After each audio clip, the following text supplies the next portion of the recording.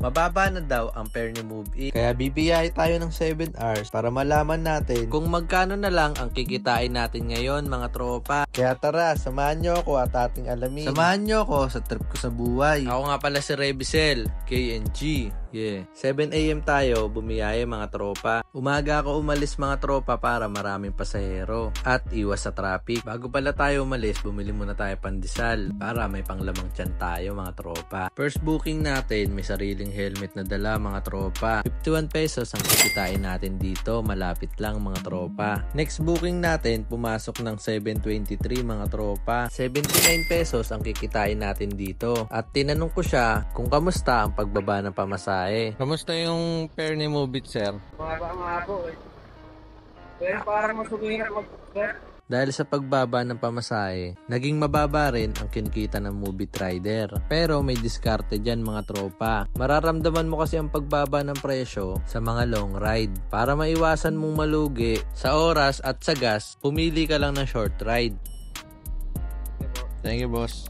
Habang wala pang pumapasok na pasahero, bumili muna ako ng shower cap mga tropa.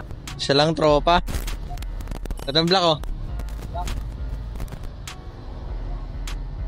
Pagkatapos natin bumili, may katropang Move It tayo na nagkwento mga tropa. 2021 ako nag-umpisa eh. May naman tayo cap. Kaso bumaba. Okay lang. Kaya pa naman eh. Bumaba ulit. Okay pa naman. Tapos ito yung pangatlong pagbaba. Pangatlo, nag-migrate na. Diyos, hindi na talaga kaya. Ba na? Ramdam na. Ramdam na daw tropa. Ibig sabihin, mataas talaga ang binaba ng pamasahe. Kasi kung ikukumpara mo sa Move It at sa Lalamove, halos same na lang mga tropa. Sobrang utak ng Grab dito. Gets ko na agad ang ginawa niya mga tropa. Kapag mababa ang pamasahe, maraming pasahero. Hindi na magiging matumal. Pero medyo bababa na ang kikitain natin. Pero ang diskarte nga sabi ko nung una pa lang mga tropa, short ride ang maganda. Short ride, tayo kikita. Thank you. Thank you po. Dabali sa Parisan na ito mga tropa. Port booking natin, papuntang Dimasalang mga tropa sa St. Jude. Sukali ma'am. Thank you.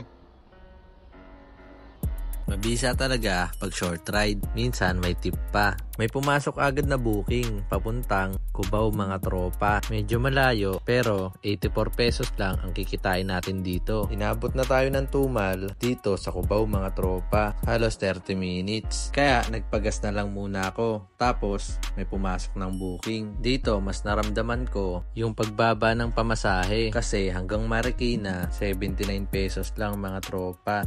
Thank you po.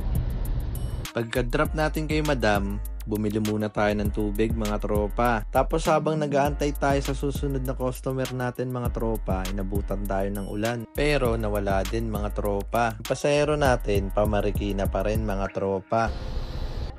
Thank you po.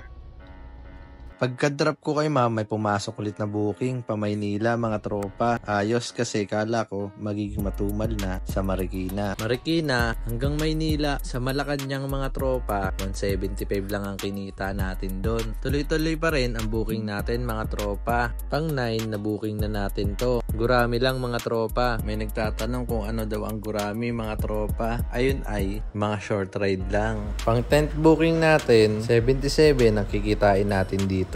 Naka-auto accept nga pala ako dito mga tropa. Buti na lang, puro short ride lang. Ano nga bang opinion ko sa pagbaba ng pamasahe mga tropa? Sobrang baba ng binaba mga tropa. Hindi ko naman sasabihin na wala kayong kikitain pero mababa na mga tropa. Kaya tuturuan ko na lang kayo ng diskarte ngayon mga tropa. The best time para bumiyahe 5 to 10 AM mga tropa. At maganda to weekdays mga tropa, Monday to Friday. Short short ride ang piliin nyo or gurami lang mga tropa. Gurami lang tayo para dumami naman ang pera natin.